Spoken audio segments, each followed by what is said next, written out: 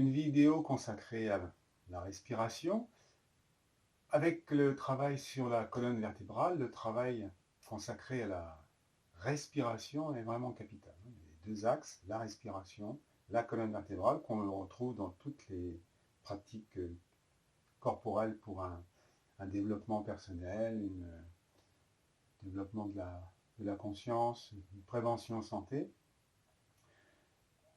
La première chose à faire, auquel on ne pense pas souvent, c'est de dégager son nez. Parmi les 14 besoins fondamentaux, le premier, c'est bien respirer. Le deuxième, boire, manger. Donc comment dégager son nez? C'est tout simple, ce que j'appelle quand j'enseignais auprès des petits-enfants, le petit lapin. Donc, on va rentrer le menton pour ne pas se faire mal au niveau des cordes vocales. On rentre très légèrement. On se grandit, on s'étire et on va expirer rapidement par le nez en rentrant le vent. Donc comme un soufflet. Le petit lapin, c'est les deux en même temps, mais pas trop longtemps, pour ne pas avoir une suroxygénation. Voilà. C'est tout simple, mais on voit dès le matin, est-ce que mon nez est bien dégagé? Si ce n'est pas le cas, on prend un mouchoir, on se mouche. C'est aussi simple, aussi quotidien que se laver les dents, mais c'est vraiment indispensable, puisque la vie passe, l'énergie, l'oxygénation passe par le nez. Alors,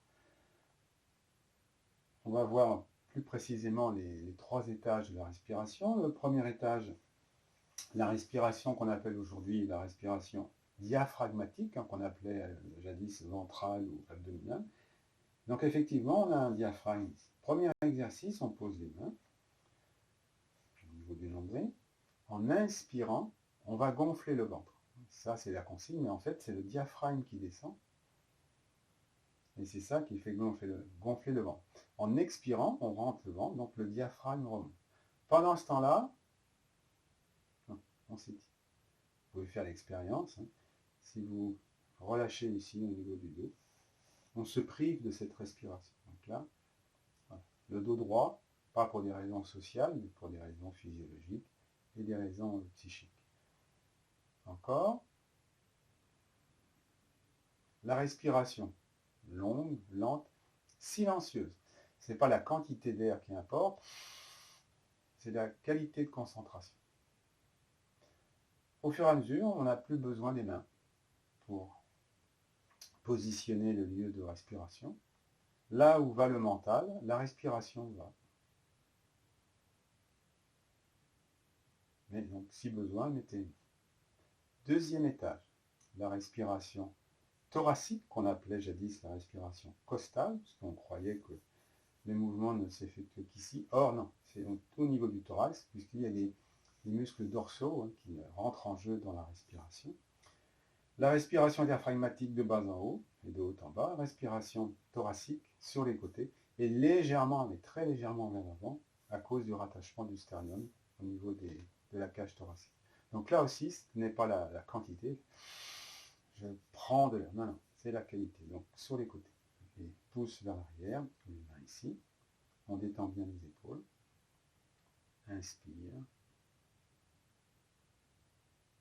et expire.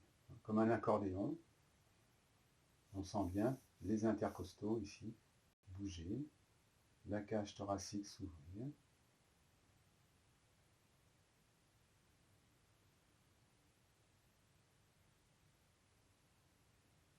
Au début, on n'hésitera pas à expirer par la bouche, puisque respirer par le nez, quelquefois, ce n'est pas évident. On pourra en profiter pour détendre les épaules et le sternum. Comment?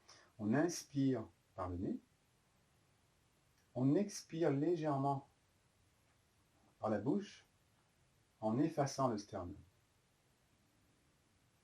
La conséquence, c'est le relâchement au niveau des épaules.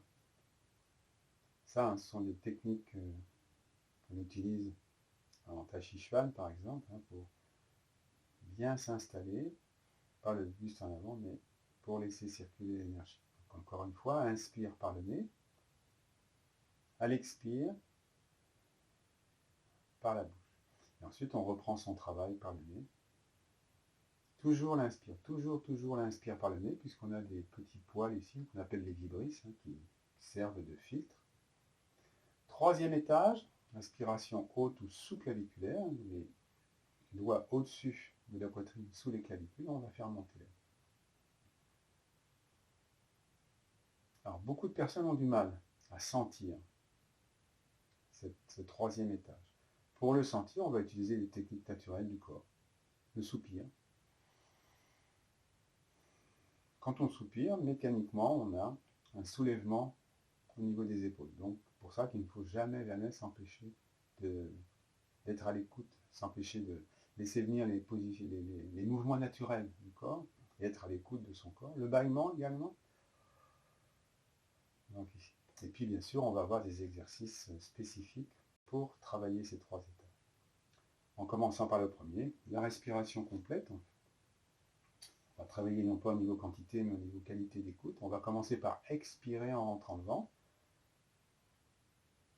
Inspire du nez jusqu'au diaphragme.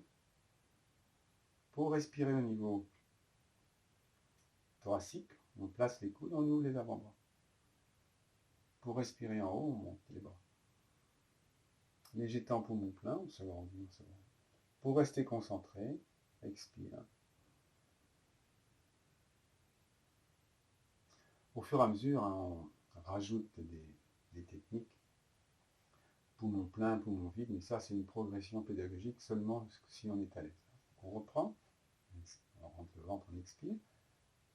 Inspire les diaphragmes, thoracique, sous-claviculaire, léger temps poumon.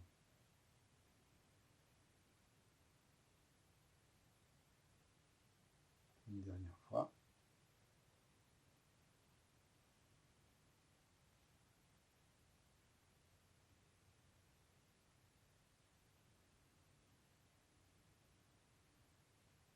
En pensant toujours à sa colonne vertébrale. Ensuite, le temps de concentration poussée, de méditation, où on commence ses activités de la vie quotidienne. Peu importe, on porte son attention sur la respiration. Dans un deuxième temps, on va affiner ces techniques à la fois respiratoires et énergétiques par des techniques de pranayama. Alors, juste une initiation dans cette vidéo. On s'installe, on étire, on rentre légèrement le ventre, toujours cette notion de dos bien installée. Ici. On va fléchir l'index et le majeur droit. Et on va se servir du pouce de la main droite pour boucher la narine droite bien dessous le cartilage. Et on va se servir de l'annulaire droit pour boucher la narine gauche sous le cartilage. Pour une pratique assez longue, pour ne pas se fatiguer au niveau de l'épaule, on pourra s'installer comme ceci en posant le cou ici pour être bien installé. Donc on va réaliser un exercice tout simple de pranayama. On bascule le bassin, on se grandit, on rentre légèrement ici. On va expirer par les deux narines. On bouche la narine droite. Inspire gauche.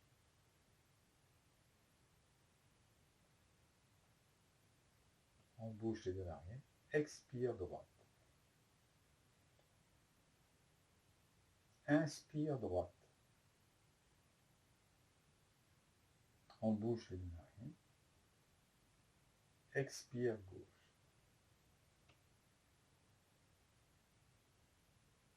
Inspire gauche. On bouche. Expire droite. Donc en fait, on expire et on inspire de la même narine. Ça, c'est vraiment la base des différentes techniques de pranayama. Il en existe plusieurs. Prana, c'est l'énergie cosmique. Quand on mange, on assimile de l'énergie. Quand on respire, etc. Le véhicule de circulation dans le corps du prana, c'est la respiration. Donc là aussi, la respiration longue, lente, silencieuse. On refait. Inspire des deux narines. Léger temps poumon plein, jamais forcé. expire gauche, inspire gauche, très léger temps pour mon plein, expire droite, inspire droite, bouche, expire gauche. Pendant ce temps-là, on est détendu au niveau du visage, au niveau des épaules. Si on n'est pas bien en position assise, on se met sur une chaise. Donc voilà, l'initiation toute simple. Ensuite, on va qu'à ses occupations, ou ça peut être à la fin d'une séance de yoga par exemple, ou d'autres disciplines. Respiration longue, au fur et à mesure, la progression pédagogique, longue, lente, silencieuse, non forcée, un temps plus ou moins limité selon le temps dont on dispose, du moment qu'on n'est pas fatigué. On pratique plus ou moins longtemps. On s'installe après dans ce qui est intéressant par le pranayama, c'est qu'on va travailler, faire circuler l'énergie dans le corps, mais en même temps, ça calme le mental pour s'introduire, pour ceux ou celles qui pratiquent, dans un état dit de méditation. Voilà l'importance de la respiration, une petite initiation aux techniques de pranayama. À bientôt.